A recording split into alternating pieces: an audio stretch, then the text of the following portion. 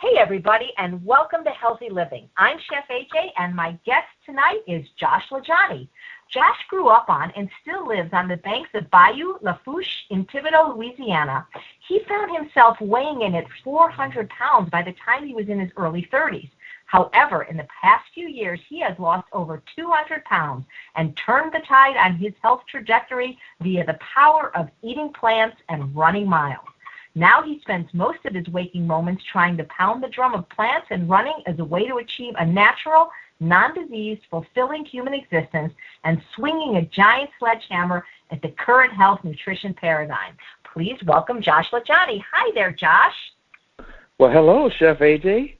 It's so nice to finally talk to you. I love your name because it's Joshua Dan, and those are my two nephews, Joshua and Dan. You've got both their names in your name, so it's a great name. Goodness, that's really cool. Yeah, I'm so excited to interview you because first of all, I love your story, and I think it's going to be inspiring to so many people. But it's to me, when anybody loses weight, even when they lose 10 pounds, it's a miracle because 3/4 of Americans are overweight, more than half of those are obese, and most people that lose weight, gain it all back within 2 years. So I can't wait to hear how you did it, why you did it, and like with a woman, they say you're never supposed to ask them their age and their weight. But I'm going to go ahead. What's your age? What's your weight? And what was it when you were not looking the way you're looking now? I'm 37 today. I turned 37 in April. So I'm 30. April what? I'm 30. April 13th is my birthday. Hey, oh my goodness, you're an Aries like me. April 13th is my birthday, and I weigh in the neighborhood. I weigh about 190 pounds currently. I'm about 6'4", 190 pounds. Wow, that's great. I mean, it sounds like you're a lean, mean running machine. I try to be. That sort of has been a side effect of how I live my life now. I'm just it's not that being lean and a runner is really like the goal per se. I just think that's a side effect of living a good, strong, healthy human existence. So you've been overweight. You were overweight, as a child, right? I mean, you were overweight most of your life, right? Yes, ma'am. I was overweight all my life. When I was in kindergarten, when I was really young, I was a tall boy, and I didn't really put on. I wasn't like a doughy kid. I was always a big tall kid. But I mean, from say the third grade on, throughout my entire life, I've been up and down in my weight throughout my whole life. And as a football player, that wasn't necessarily a bad thing, Right. But were there any consequences of, because, it seems that men that are overweight is a little bit different than women.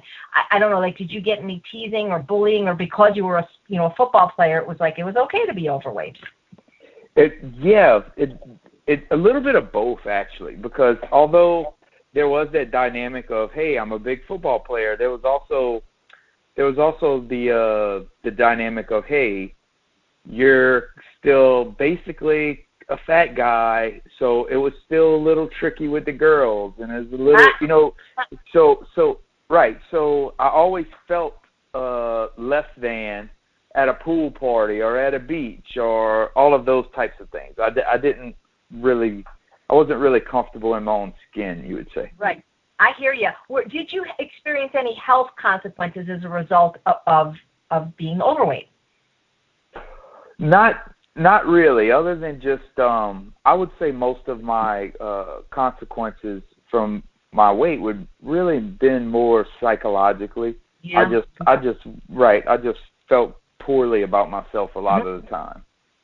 So what was your wake-up call, Josh? Because, everybody seems to have that pivotal moment. For me, it was, when I was facing knee surgery. Because, you were overweight for a long time. You said till you're 30. So what, right.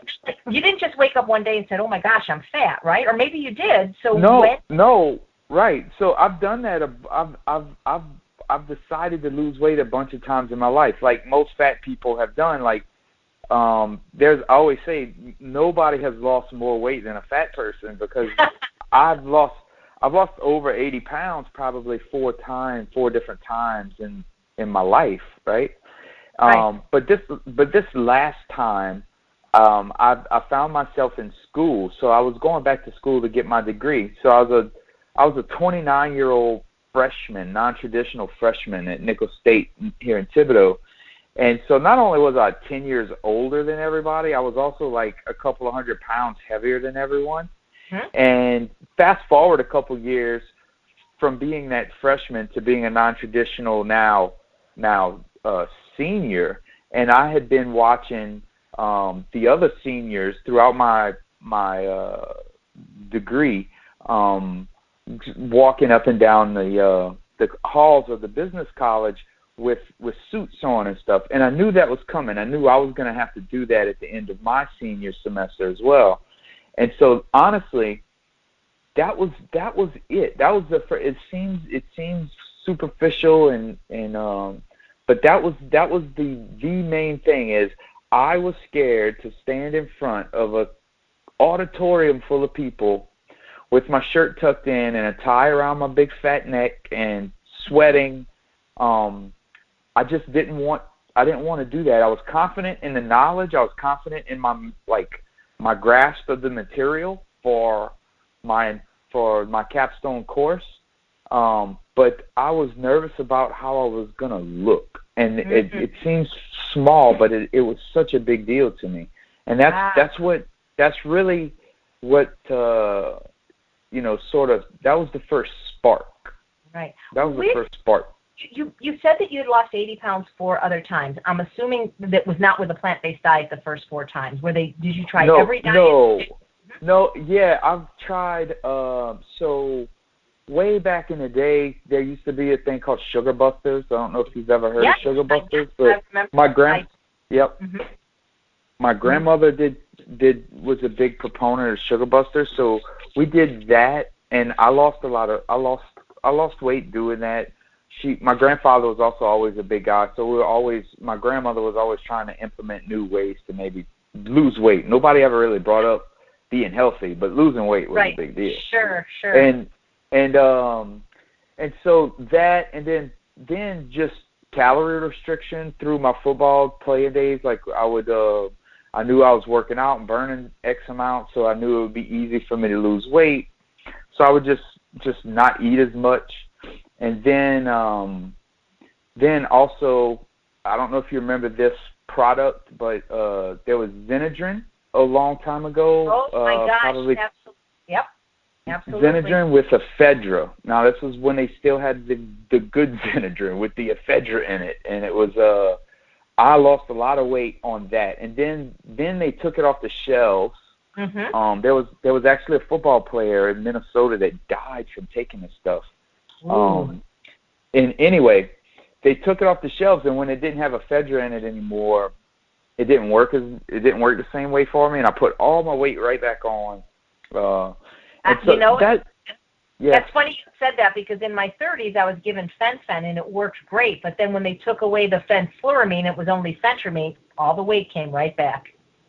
Yep, and that's what the next thing was. I located an online pharmacy and bought some sort of weight loss, Adipex, I think, or something like that. I forget I think it was. And so I had tried all of these different ways to lose weight. I never really thought of it as trying to get healthy. It was always just for aesthetics. I wanted to look better. And that was it. And health was like health seemed to me like I thought I was happy because I was, doing what I wanted to do, which I thought was cooking and eating, drinking, being married, just like a normal coon-ass Cajun existence, What kind of food did you grow up eating, living where you live? I say all the time, and it's kind of a silly thing, but we ate roux and stews of anything that would move. So whether whatever we killed, so if it was squirrels or rabbits or deer or hogs or ducks or whatever, you start a roux, you put a bunch of onions, and then you throw that meat in there, and you make a big pot of something and put it over rice. And we ate a lot of that, and obviously a lot of fried fish, fried oysters, po' boys with those fried things. tons of desserts, and just like a lot of Americans, you know, it's not just the Cajun food that was the culprit. It was also the traditional standard American fast food crap. You know, that was a big part of my overall caloric intake.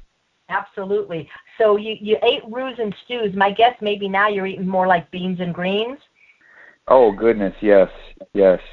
Beans and greens and fruit, and I drink only water, which seems like people think that I am some sort of insane masochist because I only drink water. Are you crazy? So I only drink water, and I do, like you said, beans, greens, grains, fruit, tubers, bulbs, those just plants in their whole natural form. And that does not include oil, so it doesn't matter if it's made from vegetables or whatever. I don't do oil. Right. So where did you first, you're 29 years old, you're 400 pounds, so how did you even think to adopt a plant-based diet? Through running. So basically what happened was I started to lose weight just the old traditional way in the beginning. So it was just, because when you weigh 400 pounds, and if you just jiggle a little bit, your calorie burn for the day is over 4,000 calories, right? So as a 400-pound person. So if I just reduce my calorie intake to about 3,000 calories a day, I was at 1,000 calorie a day deficit. So I lost weight really quickly in the beginning. But what happened was that started to slow down. And when it started to slow down, I started researching, and I discovered that, you know, a long duration, low heart rate cardiovascular sort of zone 2 aerobic activity would be best for forcing the body to use stored fat as the fuel. And so I started to implement running into my the same, you know, workout routine that I had learned in football, which is just get on the bench press, do 3 sets of 10, and pound my chest. That was like how I was behaving in the gym. But when the weight loss really started to slow down, I started implementing this running. And as I started to do the running, a couple of things are happening at the same time. Like, so I love New Orleans, and I wanted to run the Crescent City Classic, basically. And so I started training for that, and that became a passion of mine, this race in New Orleans.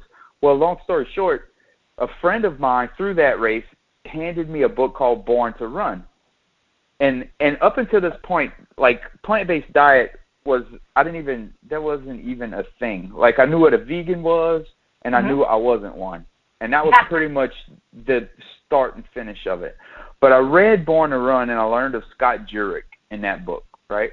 Nice. And here I was, like, this person who's struggling with a 10K, like, because at that time a 10K was 6 miles. That was insane for me, you know. But at the time I ran my first 10K, I was still weighing about 320, right? So I was this aspiring runner who was learning from reading this book and trying to learn from these people who were doing this uber distance, you know, 50 miles, 100 miles. It was crazy to me. And to read that this guy, Scott Jurek, was able to do what he does, Western States, you know, Badwater, all of these things, as he was introduced in the book, and he was introduced as a vegan, a light bulb went off. I was like, holy crap, maybe he's got a point here, you know? I mean, the proof is in the pudding, so to speak. Here's this guy who does this thing that I'm trying to learn how to do, and he doesn't eat any animal products at all. So after that, I read immediately. I started to gobble up other books, and I immediately went into Rich Roll's book, Finding Ultra. And his story really resonated with me. It was more like his story is one of a failed, like a sort of semi-failed collegiate athlete who winds up in later years turning to drugs and alcohol and really sort of going off the deep end in there. And that realm, and then he flips it around and is able to, change over everything. And not only did he completely flip it, but he was 40 years old when he did it, and it was through a plant-based diet and a lot of running and a lot of it. So I really, and at that same time, as I'm reading these books, I'm also starting to dig on Netflix, and I'm watching some documentaries. I'm watching Fat, Sick, and Nearly Dead. I'm watching Forks Over Knives. So I started adopting this plant-based lifestyle, and much to the dismay of a lot of my coon-ass brethren, honestly, because that's such a big part of what we do is cook and eat, kill things, cook them and eat them. That's kind of like how we roll. It's what we do. We hunt, we fish, we drink beer, we watch football, and we eat all the stuff that we killed. And so it's a big part of that identity. And I started to really embrace that. And actually, I saw you in New Orleans at the New Orleans Veggie Fest. Like, I was about maybe 2 or 3 months into my decision to go full on plant-based.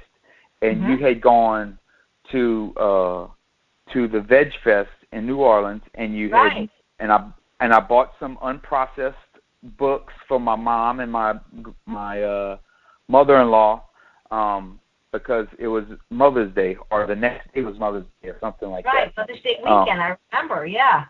Yeah, and so it was very early in the process that I came across you and your book, and you were where I learned about the SOS and the no salt, no oil, no sugar stuff, and so I really started, because up until that point, I was still just technically, as long as it was technically vegan, quote unquote, I would eat. All right, sure. And you were the first person that I actually heard the phrase junk food vegan, and all of the things that you were talking about in your talk, in your little cooking demo. I was like, holy shit, it's totally, I understand. It was a big step forward in my understanding of eating for health. And that's a big step that I think a lot of my friends miss when they decide to go plant-based, is they find these loophole foods that exist inside of quote-unquote plant-based or vegan that aren't really doing anything for your health. And they're not going to, especially if you're from a weight loss perspective, they're not going to help. They're calorie dense. There's a lot of things wrong with a lot of foods that are technically plant-based. And, wow. That is just, that's so cool. It's just so cool that all these different books you read, inspired you, and now you know all of us, Right. And it happened because this would have never happened if I hadn't gone back to school and going through that 4 years of, devouring texts for knowledge, and then using said knowledge to change a behavior to get a desired outcome over and over and over, semester after semester after semester, right? So I just applied that same model to this new passion of mine. At first it was losing weight, and then it moved over into running, and then sort of a amalgam of weight loss through running and plants. And so I've never really stopped having the desire to learn more about it, and I've never stopped learning more about it. I took Dr. Campbell's online course for plant-based nutrition, and I've just been completely infatuated with what it, not just because of what it's done for me, but, all of the dis and misinformation that's out there that's obviously causing my region especially, but our country as a whole, so much problems, so many issues are just, if you just dig down deep enough, it's just what we're eating is the wrong thing. And and we're too quick to give information that we gain passively, say via a television commercial. We're too quick to give that information credence. So my advice to a lot of my friends and a lot of people are, if it's something that is common knowledge, it's probably wrong. That's the biggest thing that I've learned is like it's common knowledge that milk does the body good, and that's completely incorrect. And so I've always on my path here, I've always encouraged people to go look for yourself, dig in and look for yourself. And that's what a lot of what I'm reading Proteinaholic right now. And great. Right. And so Dr. Garth is a prime example of that on like expert level of let's be a information seeking and devouring pragmatist expert level. It's pretty cool. But yeah, go and the information is there. It's just not gonna. The information that comes to you without you seeking it is usually not information worth having, and that's a big lesson for me. Hey, so did you start running even when you were overweight? I mean, you started when you were quite heavy, right? Yes, ma'am, I did. Because so many people would say that, they can't possibly exercise because they're overweight. So, how were you able to do that while still in a quite overweight body? Was it difficult, or was it just you did the best you could, a block at a time? Sure, yeah. It's like that old adage: how do you eat an elephant? One bite at a time. It's the same thing. At the very beginning, it would be, okay, Josh, we're going to run from this light pole to the next light pole, and then you're going to walk. And I would do that. And then even when I'm running, I don't know if anybody out there who's familiar with running paces. So in the beginning, when I first started, I ran my first race when I weighed 320 pounds, right? But I started trying to run at about 380 pounds, 370 pounds, okay? But my run was literally about a 15-minute pace, which means about, 4 miles an hour, okay?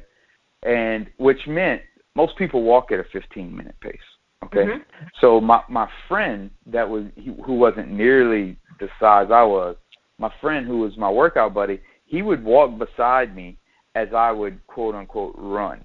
So that was the beginning of my running. So that's how I stayed healthy.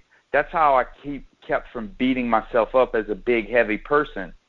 Was I kept my feet under me, real choppy steps, and I tried to stay really slow, and I was very careful not to hurt myself as to not derail my progress, Mhm.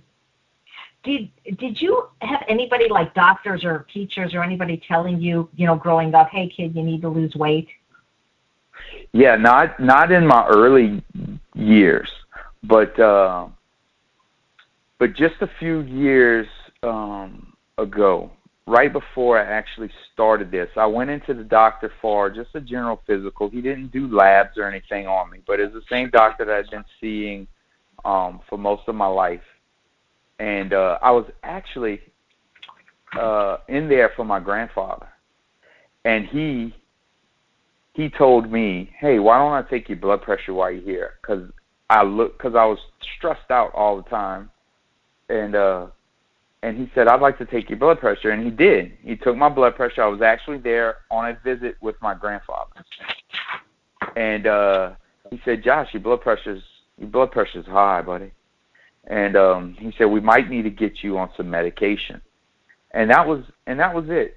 That was pretty much, that's the only thing anybody had told me about my weight, other than I would go to chiropractors because I had this low back issue that stemmed from my old football career. And I couldn't fit. One of the chiropractors wanted to x-ray me to see what I looked like in that area in my lower back, and I couldn't fit in the x-ray thing that he was trying to put me in. Oh my. And so he said that's one of your problems. He said, I hate to put it to you like this, Josh, but one of the reasons your back hurts you so bad is because you're carrying such a huge belly. And that was one of the I actually run with that chiropractor now. And he didn't realize I was the same guy. But I actually told him about that visit, and I said, you basically called me fat, but I really needed it. And so, you know, I appreciated his frankness, even though at the time I kind of felt, you know, it kind of stung a little bit. Yeah. But it was so true. It was so true. Yeah. Are most of the people in your area overweight, you know, in the city you live in right now? Yeah, that's kind of the norm. Like, even overweight people don't consider themselves overweight. When we say overweight, we think morbidly obese. Yeah. And so overweight is normal. Morbidly obese is big, you know, is overweight. And that's the thing. But even among people who are not overweight, I know because of the things that I've learned throughout my plant-based journey about, you know, from Dr. Michael Greger and Dr. Esselstyn and Dr. Campbell and Dr. McDougall and all of these people, that even if you're not overweight, you can be terribly unhealthy, and have severe cardiovascular disease. Yeah. And that's the big tricky one here, is because people who are not overweight, because there's a lot of skinny, old, hard coon asses who think because they're not fat that they're there's no reason to change what they do. Right. And I tell overweight people all the time, because that seems to be the biggest contingent of people who seek me out for advice or just whatever, just to talk, is I tell overweight people all the time, we're actually lucky. We're fortunate to be wearing our impetus for change out to the world to see. I love that what you just said. Sure. And we're very fortunate that we pass by every mirror we see. It tells us we need to do something differently. Whereas I know tons of guys who have six-packs who I know are not healthy. They're just not healthy. And healthy seems to be like this abstract air quotes thing that people roll their eyes at. No, it's actually verifiable. And we can do it. We can go there if you want. But that's not what people do. People just, it's about health, but look at me. And it's so frustrating, and I don't know how to do that. I don't know how to deal with those people, because I think about them a lot, because I have a lot of friends like that. I really do. They're like, you know, I'm not fat, I'm good. And it's not really that simple. It's really not that simple. Now, are you on the speaking circuit yet? Because if you're not, you either are or going to be a great motivational speaker. I can tell you that right now, because your story, it can be so relatable to so many people, especially the people, like you said, in your area that are like, you know, eating the stews and roux. I mean, I think that they're going to really be able to relate to your story more than a lot of other people's. Yes, ma'am. I speak everywhere I'm asked to speak, and I have done it a handful of times. And I enjoy it because of the feedback I get. And when people tell me that I've inspired them, it inspires me to, you know, pour the throttle on even more. You know, it really does. So it's like this infinite, you know, inspiration loop. It's like a perpetual inspiration loop. And people don't realize how much they really fire me up. But yes, I'm actually like the biggest thing that I've been invited to speak at Health Fest in Marshall, Texas this upcoming year in April. Good. I hope I'm not up against you, because I can't wait to hear your story and see you in person, because I'm sure that when you do it, you'll probably have maybe some slides, because the before and after is just astounding. You don't even look like the same person. I am not the same person, Ms. AJ. I am not. It's not even close. And it's. Oh, I'm sorry. Go ahead. And it's almost. The thing is that's hard, and I understand this. This is a big one for people to wrestle with. But that fact that I am not the same person is almost sad to a lot of the people that I know, right? Yeah. And how backwards is that? How backwards is that? That I'm the most vibrant, healthy, vigorous, athletic, confident form I've ever been in my entire life. Yet the people that I've known the longest tend to have this sentiment of sometimes we just miss the old Josh, and you couldn't cut me deeper, really. That's so, because people have told me I'm not funny anymore now that I'm not fat. Yeah, I mean, come on, man. So, Josh, you had lost weight 4 times, gained it back. Did you know that the 5th time was going to be the charm? Did you have a goal in mind? Like, did you say, like, I'm fed up, this time I'm going to do it no matter what? It just, because this is when you were 29 and you said you're 37 now. So you've been slender now for, what, 7 years? Well, no, actually, 29 is when I started back to school. I didn't actually get into my senior year until about age 33. So I didn't start. Okay. I didn't start until about 5 years ago trying to lose weight or so. Until about 4 years ago trying to lose weight. And yes, I had a goal in the beginning because I played football. So I always thought, because I always wanted to just be, because even for a 400-pound guy, I was kind of light on my feet and I could move and I was athletic and I could jump and run and be quick when I needed to be. And so what I always thought was, and I thought of myself as being a slim person ever. I didn't ever see that I could never imagine that. But what I could imagine was getting back to my playing weight, which playing weight for me was about 295, 300 even. That'd have been good. So that's where I started. That was my goal in the beginning, was to just get back to my playing weight, and that's where I started. And the more immediate goal than that was, I wanted to feel better in a suit before the fall semester. So I started really trying to lose weight in the spring of 2011. So it was actually in February 2011.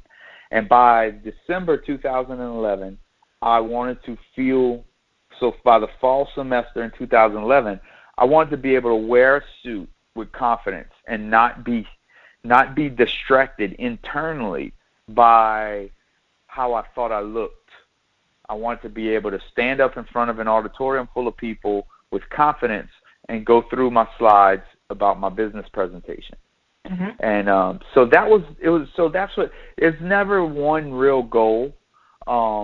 It was just a whole bunch of little things, one bite at a time. And there was never one real reason why it worked this time and it didn't work before. Again, it was more of like an amalgamation of different inputs this time. One, I was doing it for me this time, not to try to get girls or not to look better, or not to be a lighter football player, maybe be quicker on the football field. It was for me. I wanted it for me this time. Another input that was different was that I was an college-educated person who had gone through the ups and downs of learning new stuff and implementing new ideas and challenging old paradigms, right? And so the idea of change was different for me. So I was more willing to do some things differently because my education had taught me that the way things always were doesn't dictate the way things should be or will be. And that was a big one for me. And another thing that was different for me this time was we didn't really talk about it a whole lot, but I'm a huge New Orleans Saints fan. And in 2010, the Saints won the Super Bowl, which honestly, I know this doesn't sound like a big deal to people maybe who are not NFL football fanatics like myself, but that was a huge, huge deal for me. That was something I had always been made fun of for being a Saints fan all my life because they've sucked for so bad. They've sucked for so long and lost. And so when they won the Super Bowl in 2010, it was like, holy crap. It was like this thing that shook what impossible meant. It was like, if they can do that, then holy cow, what else is possible? And I read Coach Sean Payton's book in 2010, the summer of 2010, and there was a lot of things, a lot of nuggets from that book that I took, that I still hold on to this day, about changing a culture within yourself and expecting greatness, expect winning. Don't just be happy if it happens to come. Go get it, go grab it, take it, and that kind of stuff. So there was a lot of things that are different about my weight loss this time as opposed to before. And another one is I just owned it. I owned it this time. It was mine. It was my thing. I was doing this thing. It was a practice of mine that I was doing on purpose. It wasn't a result that I was trying to buy from GNC or some diet book or whatever. It was a journey that I was on, and I was, the captain of the ship, so to speak. It seems like you get a lot of inspirations from the books you read. I think maybe you should be writing a book pretty soon. I am writing a book. That's good. I am scared to death because I don't feel like I'm making enough progress with it, and when I do get stuff written, I feel like it's crap. I feel like it's garbage. And you know what? My teacher always used to say, if you wish to be a great writer, write. And you've already got a blog. And, I've been reading some of your blog posts, and I love that you understand calorie density. I just think that's the sexiest thing in a man. Well, it's because of you that I understand calorie density, honestly. And because that was even after my plant-based transition, there was still a point in there, like I mentioned before, there was still a point in there. And even after your first book, there was still a point in there where I was doing, or after reading Unprocessed, there was still a point in there where I was doing like the hail to the kale dressing, how you changed that, right? Right. Yeah. Because I was doing hail to the kale everything all the time, and I didn't even know about almond butter until hail to the kale, right? And once I discovered almond butter, I was eating almond butter like crazy, just with a spoon, and so the weight, I was like, I wasn't happy with where I was, and I knew that I wasn't, I was still a little heavy for the marathon running that I was now into. Now I had graduated from 10Ks, and I was into running marathons, right? And I wanted to be as lean as my body. I wanted to eat in a way that would let my body be as lean as it naturally wanted to be. I didn't want to augment my body fat in any way. I just wanted to exist in a way that my natural normal would sort of just kind of come to the surface. And so a lot of the calorie density talk, that really resonated with me, and it resonated that you really drove it home in this past year's Health Fest. I went up there, ma'am. I said thank you. Oh yeah, so that was a big one for me, and I really have been really on board for this whole year since then about my calorie density. It has been a huge one for me. And now it makes so much sense, like, because not only we use this fancy term like caloric density, but if you just think about it, you just eat whole plant foods in their natural attainable quantities. So like when it comes to nuts, we have a problem where we have nuts available in an unnaturally attainable quantity. We can grab handfuls of nuts at a time or grab spoonfuls of nut butter at a time, whereas if we were wild, naked humans living wherever, foraging for our food, we would have to sit down and spend an entire day cracking nuts to eat the amount of nuts we can get at a package from a convenience store or whatever, right? And so even when it comes to nuts and things, naturally attainable quantities is huge. Same thing with, anything else, grains and stuff like that, and especially in their natural form. Because people misunderstand me all the time when I talk about eating whole grains, and they think, oh yeah, well, the bread and cereal I eat says whole grain on the package, and that's not what I mean at all. I mean like actual whole grains of things. And that's, people get confused. People just don't know. Like the thing in its natural state, Yeah. So and the real meaning of whole with a W, like Dr. Campbell says in Sure. Whole in the book Whole. Sure. So think of things in their whole form, and I've even switched to. I made an Instagram post yesterday about. I don't even do smoothies anymore. I used to do smoothies again because of the calorie density, right. And I just get a lot more enjoyment out of the same ingredients I used to put in this blender. Oats and fruit and bananas. But I eat it in a bowl with a spoon. See? It's like I'm older than you, but it's almost like we're on the same path. Now, you said you didn't do it to get girls, but weren't you already married by the time that you had this big weight loss occur? Well, yeah. No, yeah, sure. Yeah. Before all of these other weight loss efforts that did have a lot to do with it, right? I see.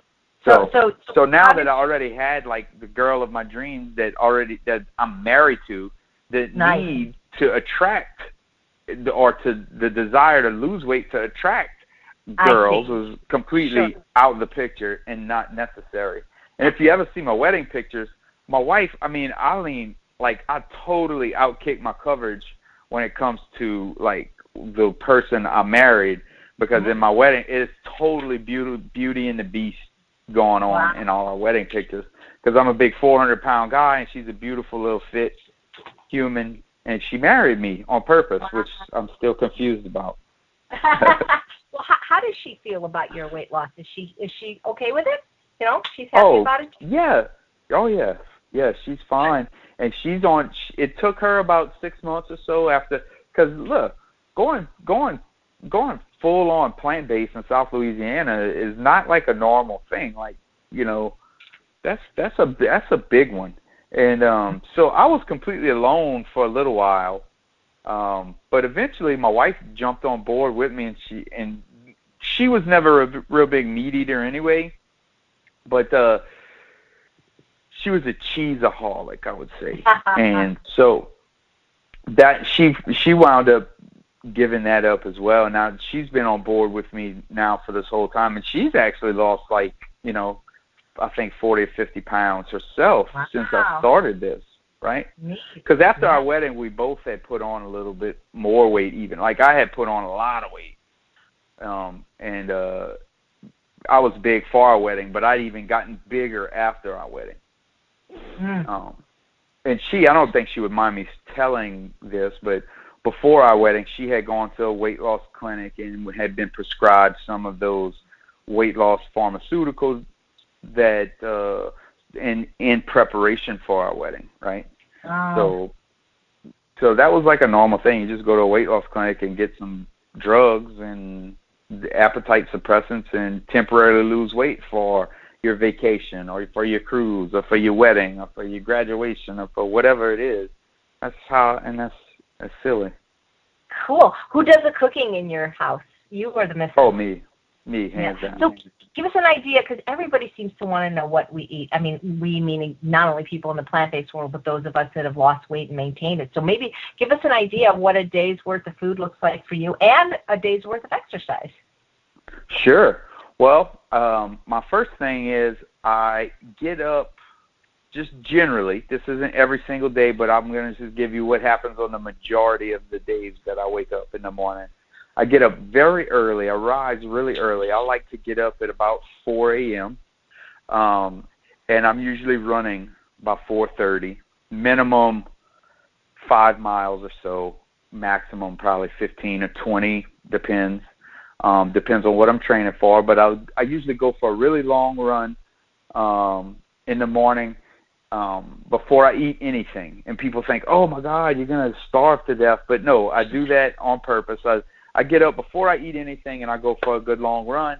And then I get home, and I'll have my bowl of oats, and I'll eat a big bowl now. And I like to put oats, and I cut up a couple of bananas in the oats, put a little cinnamon, dust bananas with a little cinnamon, and I toss that. And then I buy, and it's kind of cheating, but I buy it. It's just frozen fruit at Walmart, all right? So in the bags. And I usually get the cherry berry blend. I love it. And so it's just cherries and blueberries and blackberries and stuff. And I'll throw those frozen berries into the bowl of oats and bananas, and I mix that all together, and that's my breakfast. I mean, it's a big one. It's probably a good 450 calorie breakfast or so. It's a big heap of food, and people turn their nose up at it, but I actually dust it with a little nutritional yeast also. I enjoy it. It sounds like it doesn't work, but it works to me. I really enjoy it. I've actually seen recipes for savory oats with nutritional yeast, so I would say don't knock it till you try it.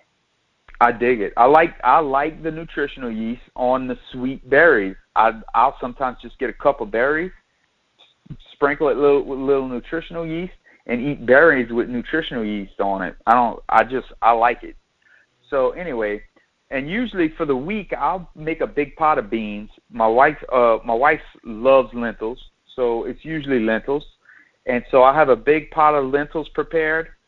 And so for lunch, I'll have a bowl of lentils with a grain of choice. Maybe it'll be brown rice, maybe it'll be barley. But some grain. I'll have beans made, and I'll have some grain made. And the way I eat for my lunch is I'll take my beans and grains and get them hot, in a pinch. I cook them. I get them hot in the microwave, and then I'll pour that hot beans and grains over a big bed of kale. And so that'll wilt my kale down a little bit, and it's more like a warm kale salad. I'll have that almost every day for lunch because it's huge. I can eat a huge portion. It's filling to me. It's super duper healthy because of the dark leafy greens in there, and all the nitric oxide production from the legumes and the greens, and it's totally healthy and filling for a big guy. It's important. I enjoy that. And I snack on fruit throughout the day. I'm a huge, Honeycrisp apples are in right now, so I'm eating Honeycrisp apples like they're going out of style. Yeah, those are good, yeah. They're insane. And in the afternoon when I get home, I'll usually have a smaller bowl of some beans or maybe a soup, something that I've made, maybe a lentil soup or something. But it's a really pretty boring. There's nothing really fancy about the way I eat or very it's pretty repetitious. Like I'd say I roll through the same sort of 5 dishes all the time. And I'm not complaining. I'm just saying that's just kind of how I exist. And, I think for people that, I don't know about you, but I'm a food addict in recovery, and I think that variety is the kiss of death. So I like, repeating my favorites. I'm with you. Totally food addict, and I think so many more people are food addicts than what they realize. It's really crazy. Anytime you can say, well, I know X isn't good for me, but oh man, I gotta live a little bit. I can't just give that up. That's an issue. Nobody would take that argument from an alcoholic or a junkie or a cokehead or anything like that. Yeah. Nobody would take that argument like, yeah, I would give up heroin, but it feels so good. Nobody nobody lets that argument fly. But we all say, yeah, I know, cheese is terrible for me, but it's just so delicious. I can't give it up. Nobody, Right. It's crazy. I agree with you. So I always ask my guests, just this doesn't have to be anybody in the plant-based world, but who in your life, Josh, has inspired you the most to be who you are? Oh, man. That's a tricky one. I would say as a man, my grandfather, who I call Bam Bam, he's taught me to not be afraid to go against the grain, to not be afraid to be your own man and have your own ideas and your own thoughts. And it doesn't matter what other people's opinions are of your decisions. If you're confident and you have conviction in what you're in that what you're doing is the right thing to do, then by all means put the blinders on and grind forward. And so that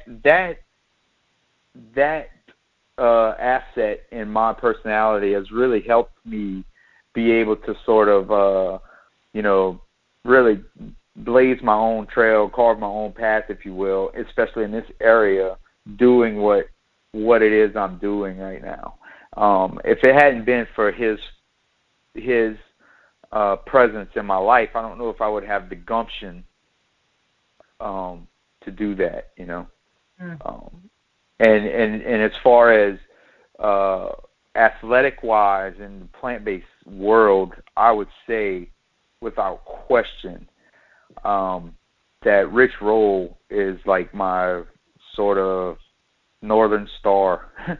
I really admire what he's done from an entrepreneurial standpoint, from an athletics standpoint, from just being a good, solid human standpoint. I think there's a lot worse people one could aspire to be similar to. Nice. And I'm very pumped to have a guy like him, in my circle of friends, and to be in someone who calls me his friend, and that's special to me. Yeah, he's an awesome human. That is terrific. So if people want to get in touch with you or read your blog or find out where you're speaking, what's the best way for them to do that?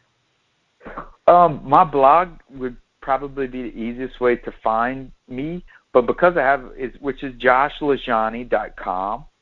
You better spell it. Would you spell it? Because if you hadn't told me how to say your name, I wouldn't have pronounced it right. Sure. It's joshlajaunie.com, which is Josh, Josh. My last name is LaJaunie. And because my last name is so unique, you can just kind of punch me into the Google machine and you can find me. But I'm on Instagram as my favorite place to be. I'm most active on Instagram, posting things that I eat, posting my workouts, and just little odds and ends throughout my life. Things that I find inspiring, I'll throw up there. So Instagram and Twitter and Facebook, you can find me in all of those places. And I have a YouTube channel as well, where I'll post little 5 to 10 minute videos from time to time. My last name is the easiest way to find me, and across all of those mediums, my Twitter handle and Instagram handle and Facebook name and YouTube channel page is all Josh LaJaunie. Great. Do you ever worry that you'll gain your weight back, or do you figure that this is it for you now? You like it the way you look, you like the way you feel, and you're going to stick with it? Yeah, no, I'm not. I really don't ever think about it. I don't ever worry about it. The only thing that I ever do think about is what if something happens, and I'm just being completely candid. What if something happens to where I can't run anymore? That would be my biggest fear. But as far as food goes, I'm completely satisfied with plants. That part of my life won't change. Right. So, but we both know that you can put on weight and only eat plants. Absolutely, absolutely. So we're almost out of time, but maybe you could just, what would you say to people that are maybe in your shoes? You know, there's a lot of people, both men and women, that are overweight or, you know, obese, and they've been that way for a long time, and, you know, maybe they've lost hope, or maybe they've tried every diet. How do we give them some hope and inspiration that this is possible and delicious and doable from somebody that used to weigh 400 pounds? Stop trying to do things to lose weight. Stop. Don't do that anymore. Start trying to figure out some things to make yourself better. Then that all starts with being a true friend of yourself and really falling in love with the essence of who you are. So you really have to become pals with yourself to be able to go hand in hand into the future and chase down better. Forget about trying to find the thing that's going to help you lose weight. Don't do that anymore.